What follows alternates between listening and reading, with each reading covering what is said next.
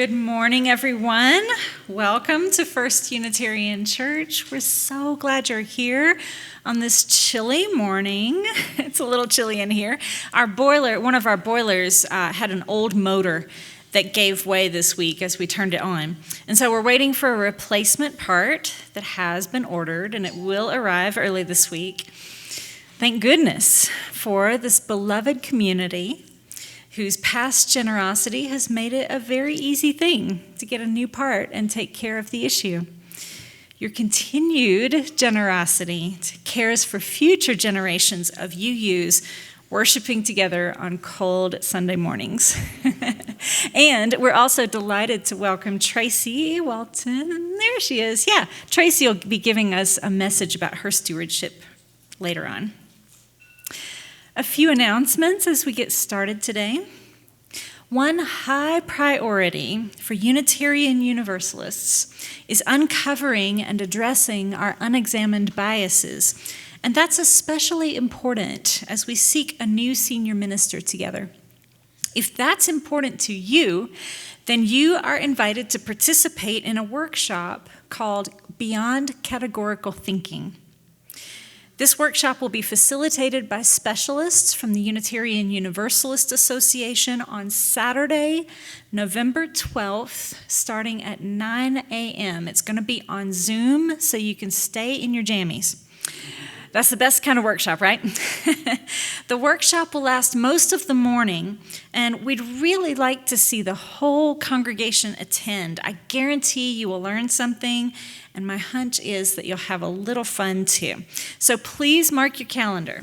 Saturday, November 12th, 9 o'clock. The next day, November 13th, we will be welcoming new members to our congregation during worship. So please make sure to be there. We are going to have cake. Y'all don't know how long I've waited to have cake at a new member ceremony. And if you're interested in becoming a new member, please send me an email so I can put you on the list. You can find my email on our website. And I really do need the email because my mind is a sieve, especially on Sunday morning. So please send me an email so I won't forget you. After our 11 o'clock service today, don't forget, we have trunk or treat going on in the back parking lot. So if you're not trunk or treating, please move your car ASAP so that we can have a safe event. There's also our last cottage meeting for our ministerial search team. If you haven't had an opportunity to talk to the search team yet and tell them what you're looking for in your future church and what sort of minister can help us to get there, this is your last opportunity. So if you're parked back here, move your car, then head upstairs. You'll go right through this door and up the stairs to meet with the search team. I think that's all the announcements. Pretty short today. So now, excuse me, we gather ourselves, we find our seat, we breathe into this moment, and we light our chalice to begin our worship. We light our chalice today for all souls. Those present with us today,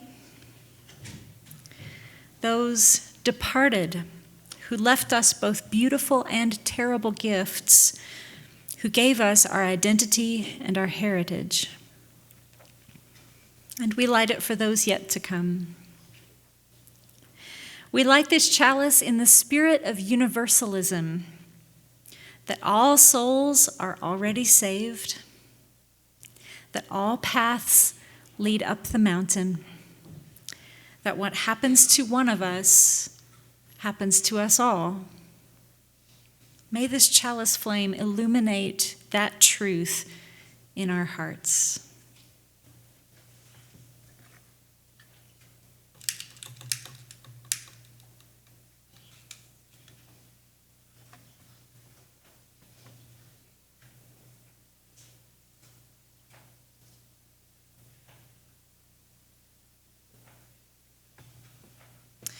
And now I invite you to rise in body or in spirit and sing with me. Number 69.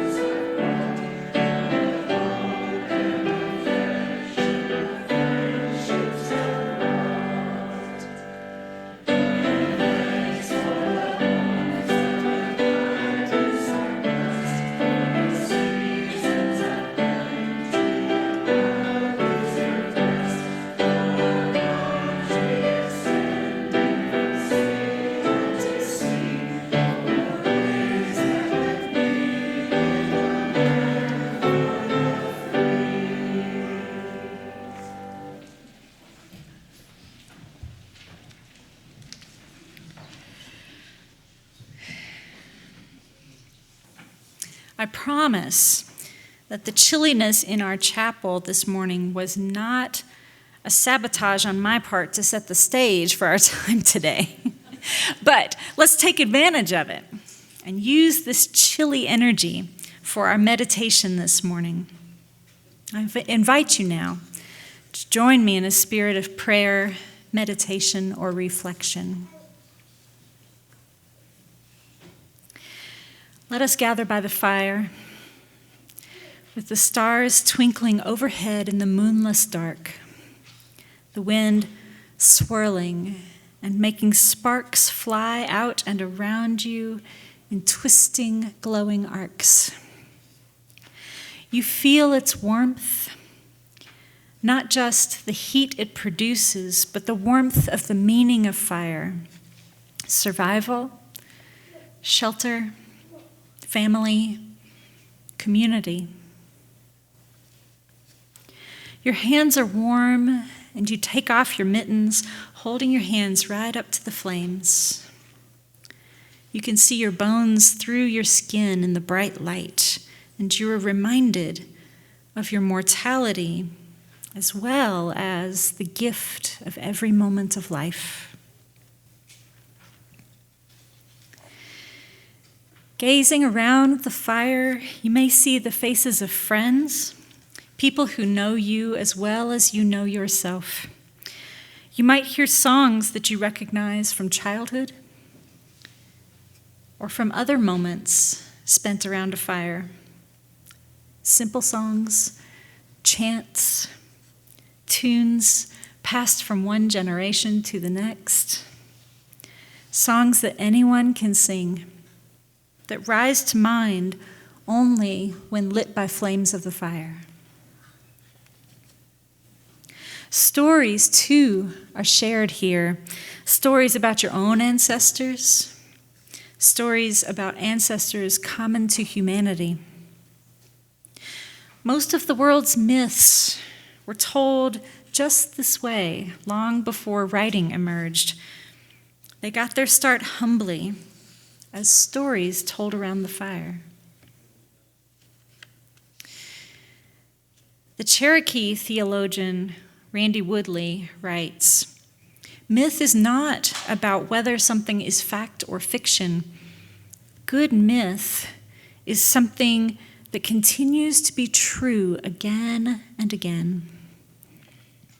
When we sit around the fire, whether we're out in nature or here in our tidy temple in the city, it's a waste to try to figure out whether the ancient stories are real or not, whether they happened historically or not, when the truth of the stories resonates in our bones. So many of us have wandered our 40 years in the wilderness, looking for milk and honey and a place to settle down and just be. So many of us have sat under great trees and asked ourselves what's real and what's illusion. So many of us have braved the labyrinth and the beast at its core. So many of us have prayed to a presence that may or may not be listening, "I'll do anything you want, but please let this trouble pass me by." And as we listen to today's myth, you might hear in yourself the story of when you came to the crossroads and weren't sure which way to go. This myth passed from our daily awareness centuries ago, yet the truth of it remains. All these stories remain in the flames dancing before you, plus countless more, forgotten in memory, but still stored in our shared consciousness, even in our DNA. It is through story, and especially through the great stories we know as myths, that we come to know ourselves and our neighbors. It is in myth that we see our frailties and our strengths. It is in myth that we know what must be passed on to our children and our grandchildren. Through myth, we carry a spark of the eternal flame, which can be lit at any time to warm our hearts and encourage us on this human journey. May it be so.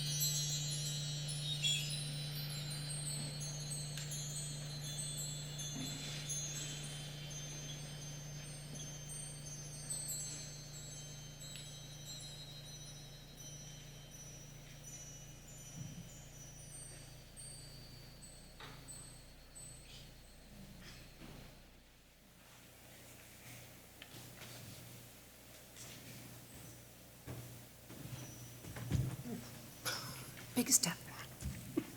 Hi. My name is Tracy Walton, and I'm here to tell you why I am a steward of this church. I believe that I was a Unitarian at birth, but being born into a devout Catholic family made my membership to the church significantly delayed. It was delayed until about 5 years ago when I moved to Salt Lake City from the suburbs of Washington, D.C., to be nearer to my son and grandson. So being new to the area, I needed to find a doctor. So near the end of my first appointment, he put down his pen and he looked at me and he said, "I probably shouldn't say this to you, but being from DC, you may find it hard to find like-minded people here in Salt Lake City. You might want to check out the Unitarian Church," and that's all I'm going to say. So of course I asked him, "Are you a Unitarian?" He is not. So I went home and I Googled, what is a Unitarian? And everything I found online was speaking to my soul, and you really had me at that first principle, inherent worth and dignity of every person. So then I Googled Unitarian Church near me, and I found you. So the service and the music were great, and then afterwards everyone went through that door to Elliott Hall, so I just followed through. And oh my goodness, when I got in there were such nice people, there was coffee, there were tables set up all around, people eager to talk to you about what they do in the community, and sign-up sheets. So I signed up to be part of the sanctuary group. Vicki and her 2 girls had just moved into the church. And boy, did this church show up for them in every way. It's the inherent worth and dignity of every person. Another time when I arrived for a Sunday service, it looked like a job fair out there on the plaza because all those people from inside Elliott Hall had moved outside with their tables and their sign-up sheets. And I had no idea how involved this church was in the greater community. So of course I signed up on a few more sheets, and I had the opportunity to work with amazing people from here. We made and served meals at the youth center in downtown Salt Lake, and we set up apartments for refugee families who were being moved here to our city. The inherent worth and dignity of every person. To you, those are not just words. You demonstrate that principle through your actions. I learn from you. I'm inspired by you. That doctor was right. I found my like-minded people. And that's why I'm a steward of this church.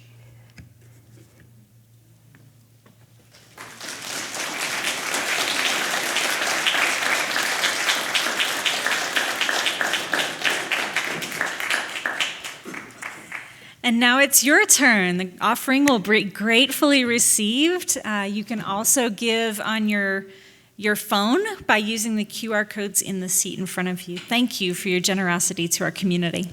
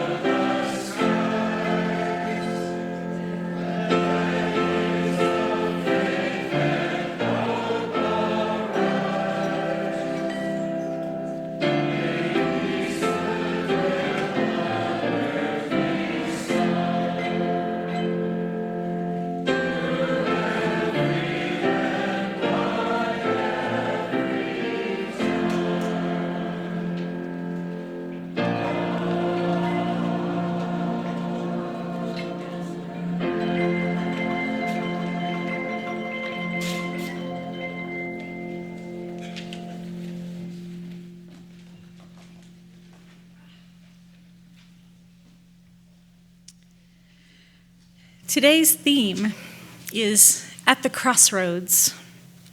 Since today is an off day for our lay ministers, I thought I'd invite 3 women of our congregation to share poems about the spirit of the Crossroads.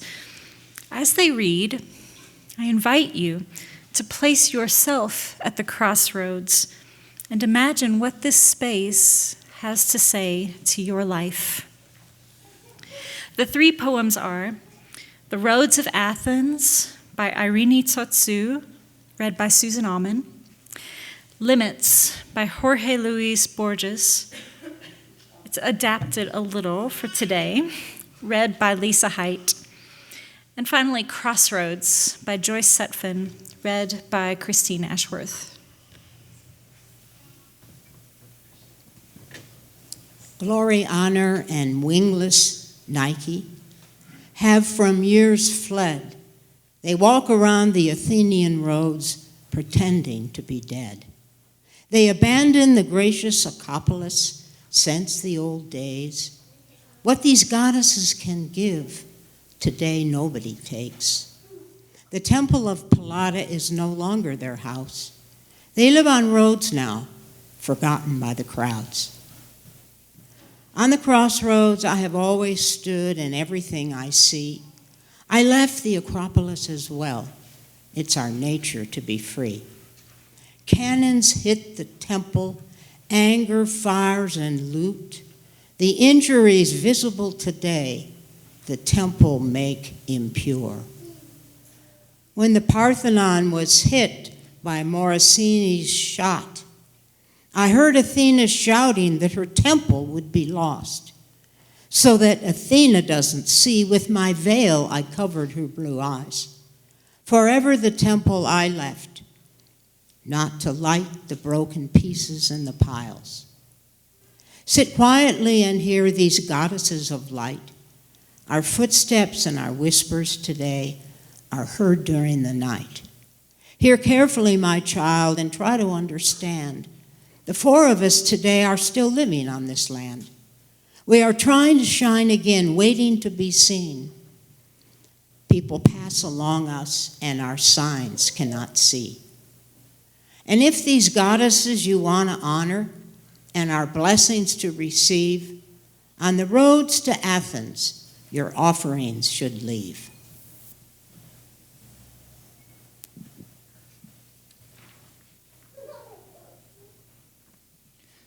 Of all the streets that blur into the sunset, there must be one, which I'm not sure, that I now have walked for the last time, without guessing it, the pawn of that someone who fixes in advance omnipotent laws, sets up a secret and unwavering scale for all the shadows, dreams, and forms woven into the texture of this life.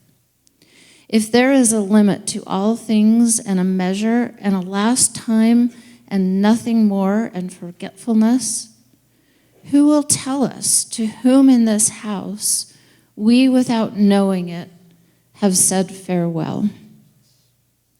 Through the dawning window night withdraws, and among the stacked books which throw irregular shadows on the dim table, there must be one which I will never read. There is in the south more than one worn gate, with its cement urns and planted cactus, which is already forbidden to my entry, inaccessible as in a lithograph. There is a door you have closed forever, and some mirror is expecting you in vain.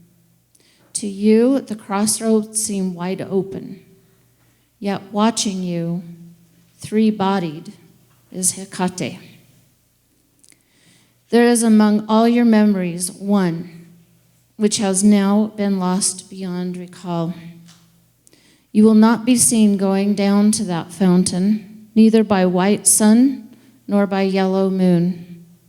You will never recapture that what the Persian said in his language, woven with birds and roses.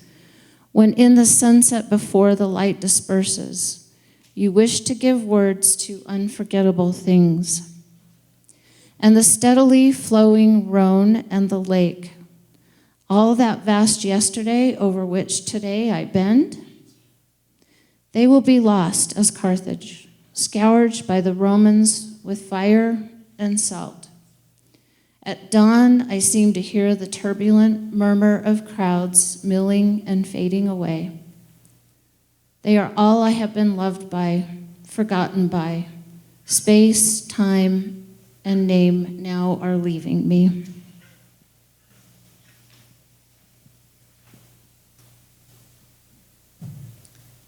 The second half of my life will be black, to the white rind of the old and fading moon. The second half of my life will be water over the cracked floor of these desert years. I will land on my feet this time, knowing at least 2 languages and who my friends are. I will dress for the occasion, and my hair shall be whatever color I please. Everyone will go on celebrating the old birthday, counting the years as usual. But I will count myself new from this inception, this imprint of my own desire.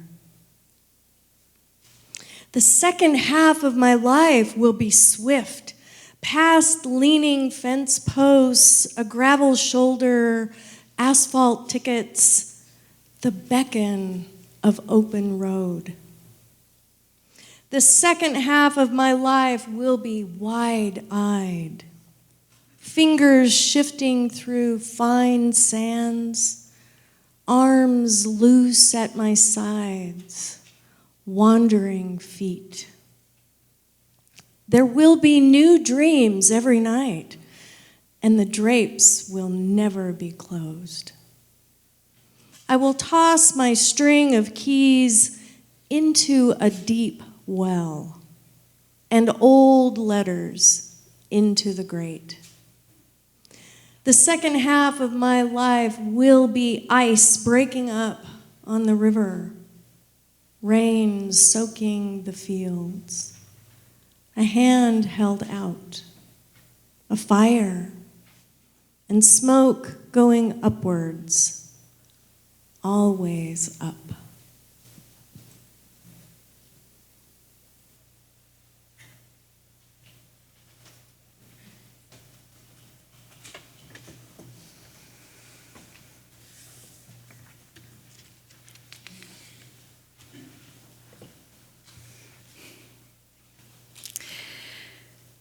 This feels, at least to me, like a very hopeful time in our church life.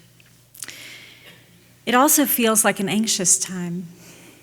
Times of change are always a little fraught with hope and anxiety woven together. It comes with the territory. But there's something different about these times, too. In our congregation, we are grieving. Grief always accompanies change. And with major change, there's always loss as well as gain. And my experience is that people do not fear change as much as they fear loss. Change is exciting. More possibility, more freedom. We can do what we want to. No one gets excited about loss. And we are experiencing a lot of change, which means that we are experiencing loss too. We are grieving a church that has come and gone forever. Even if we set everything back exactly the way things have always been, it still would not be the same, because we can never step into the same river twice. The world is changing around us, and we are changing too, even if we can't yet envision the new church that is slowly coming into view. The pandemic has shaken up the entire world just like an earthquake. Everything on the surface lies askew at best, in rubble at its most dramatic. Everything is being transformed, but not yet formed in a shape that we can recognize.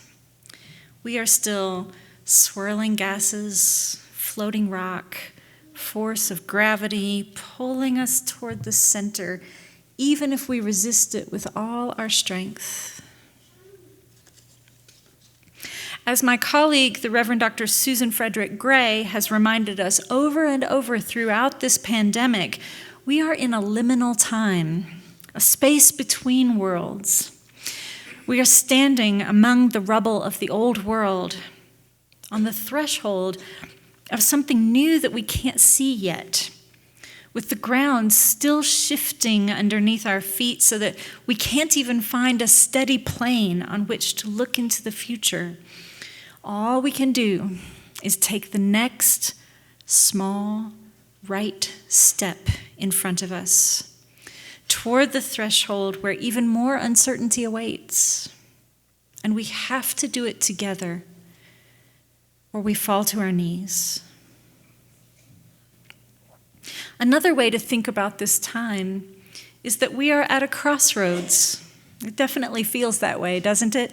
We've been traveling along together this far, singing our songs, telling our tales about who we are as a community, until someone catches a glimpse of something up ahead, a gloomy intersection, a diverging of the path.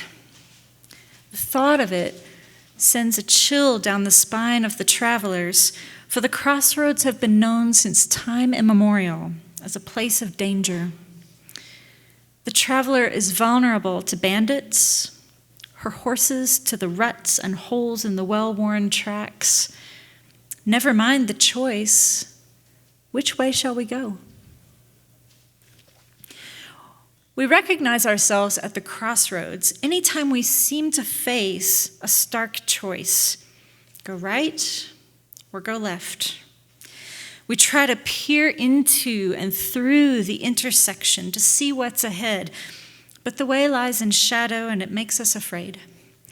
We have no choice but to trust that there is a way forward, and it might not be the way we expect. On the other hand, we don't always recognize the crossroads when we come to them. We may recognize the big transitions of life, right? Leaving home, getting married or divorced, a new job or the loss of a job or retirement, having kids or saying goodbye to them when they're grown and flown, the death of a loved one. I say we may recognize it. Now, my experience in pastoral ministry tells me that often people do not even recognize the biggest transitions until someone names it out loud. This is true. You'd be surprised how often I have to say to people, it's no wonder you are cranky, dehydrated, sleep-deprived, headachy. You are facing a big transition. Oh, yeah, right, I forgot. Well, I do it too. It's very common. Our bodies know long before our thinking minds catch up. But there are also less obvious transitions. Feeling a call to a new career, losing your faith, or embracing a new one, coming out, the onset of a major illness that can affect one's identity. Our society is also undergoing many transitions. We are moving into a new era of global climate, and we aren't sure what life will look like for our descendants, nor for billions of people around the world without access to resources that would provide them stability and resilience. Is our nation, our world, transitioning away from democracy? How far have our rights already been eroded? It's hard to see that far beyond the crossing. Americans are becoming more spiritual and less religious, which is weird. A whopping 78% of Generation Z, that's today's youth and young adults, claiming to be deeply spiritual, and yet mainstream religious attendance and membership are plummeting. And this has implications for our church, for all faith communities, really. People are so hungry for meaning, but see meaninglessness all around them. And the stories that they hear in traditional faith communities are so tired and shop-worn. They have nothing to say about the feeling in our hearts. And in an age where misinformation and disinformation proliferate and are rarely challenged, we are right to be skeptics. Yet if we disregard storytelling and meaning-making completely, we find ourselves susceptible to other great scourges of our age: cynicism, othering, even dehumanization. So we find ourselves not just at one crossroads, which would be hard enough, but at multiple crossroads that twist and overlap like one of those great highway interchanges that look like a spaghetti bowl from above. Every single one of these changes, accompanied by loss and therefore by grief. It's no wonder we're anxious. It's all we can do just to keep moving forward.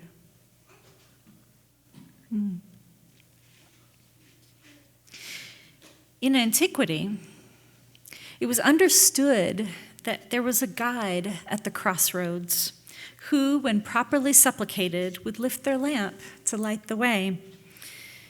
It was common in Greco-Roman society to expect Hermes, the traveler, whose fleet feet shod in gold promised a swift passage. But it isn't always a swift passage that we want, right? Coming to a crossroads is a big moment. Too often, we race through the crossroads. We gun it as soon as the light turns green, anxious to get it over with as quickly and painlessly as possible. That's because we know that the crossroads have always been a place of gloom and shadow where the way forward is not clear. We wish that there might be a sign over at least one of the paths saying, "Abandon all hope, you who enter here." But alas, we come to the crossing and there is no sign. Both left and right look equally gloomy.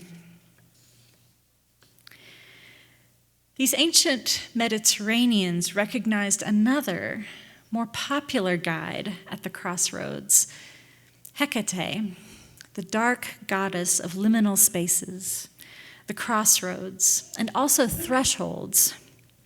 People recognized her presence by installing statues of three-bodied Hecate at travel intersections and near the doors of their homes. She was associated with the underworld and with the changing moon that illuminated the night and showed the way at the crossroads. She was the only one who heard Persephone's cry as she was abducted by Hades, because Hecate is attentive to the passages between the worlds of the living and the dead. That is why Hecate is remembered at this time of year, at Samhain, when the veil between the worlds grows thin and Persephone disappears beneath the surface once more. Hecate is the goddess of what grows underground. Mushrooms, garlic, and root vegetables are her foods, and it was common for people to sacrifice their garbage to her. Yes, they would leave their food scraps at the crossroads, understanding that everything has value, even the things we'd rather not touch or deal with. In the darkness, even our leftovers, even our offal, even our secrets and our shadows and our shame can be composted and turned into rich compost, or rich soil that feeds the living of life. Our anxiety and fear and grief make wonderful compost when left at the crossroads.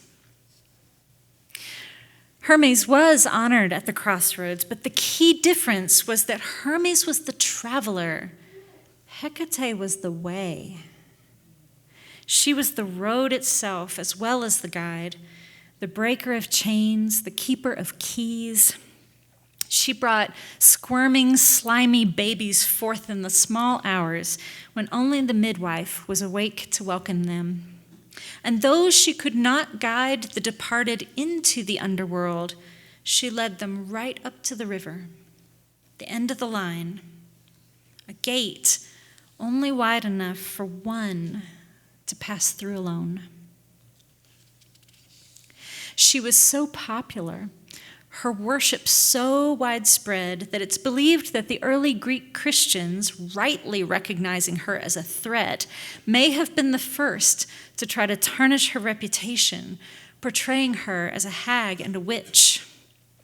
Over time, she and many other goddesses were condensed into Mary, sanitized, virginalized, displayed on a pedestal or in a frame, with her mouth shut and her eyes downcast. But even in those downcast eyes, we see the goddess gazing back toward the source of her power, the earth, the underworld, the holy darkness where everything is recycled and returned to the light. Hecate's myth is lighting my path right now on several levels. In my personal life, I want to give her the things that are weighing me down: my anxiety, my nightmares, my grief. Leave them at the crossroads as I pass through and let her compost them into energy I can use for change.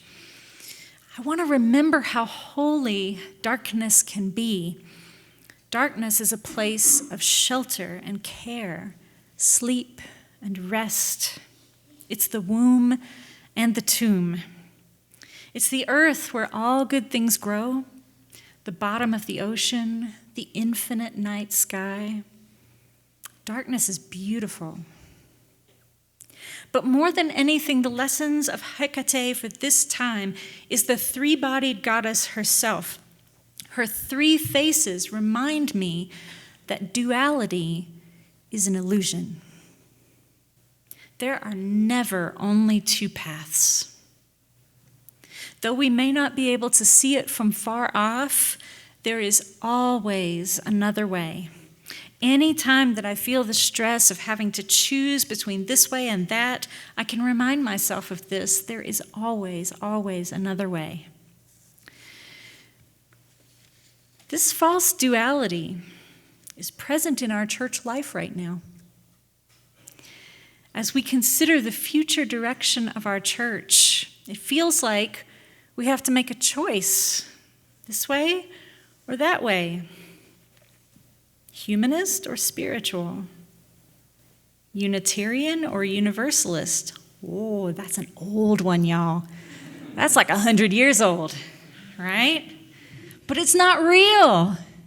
It's not real. There's another way forward. And the way forward is together.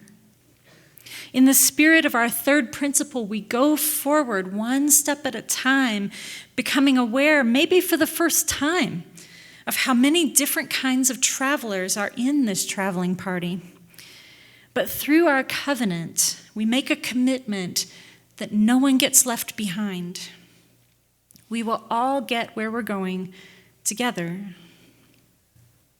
And in the spirit of our fourth principle, we have to trust that our fellow travelers are searching for truth in a responsible way. Their beliefs may not be our beliefs. Their stories may not be our stories. But my goodness, this is the diversity we want to see in society, right? A free society where all are at liberty to follow their own path, the path of their heart as well as their culture. If we can't cultivate and celebrate that diversity here in our congregation, how can we make it happen outside our walls? Now, perhaps a new minister can lift a lamp to help facilitate that process, but they certainly won't be able to do it on their own or by magic. Let me say this really clearly. No minister, no matter how skilled or experienced or charismatic, can make everybody get along. They can't, right? Ultimately, this is the congregation's work. It's your work to do. Is your commitment to your shared covenant strong enough to bind you together for this journey, even when the way is uncertain? This church can be a place to bring your uncertainty, your anxiety, your fear, your grief, lay it all down here at the Crossroads. Let our nurturing community turn it into fuel for the journey. May it be so.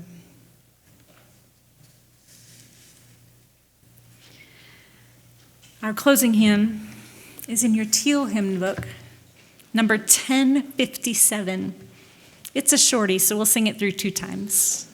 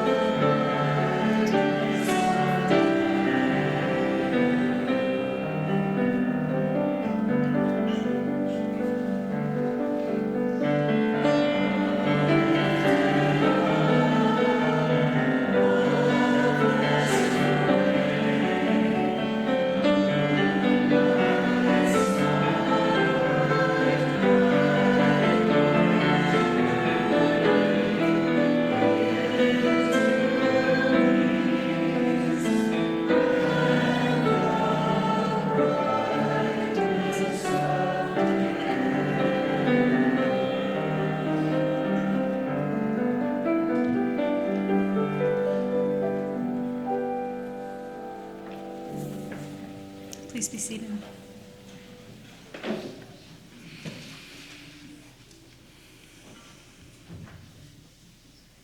Our closing words today are a story from the desert monastics, as retold by Sister Joan Chittister.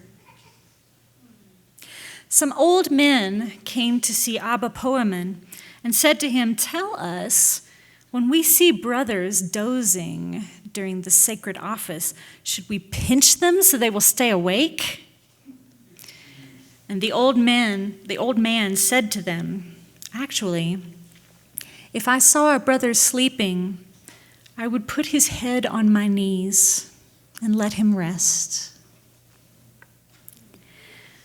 Whatever we bring to this place, no matter how tired we become, no matter how our grief weighs us down, may we always be rest and compassion for each other. Amen.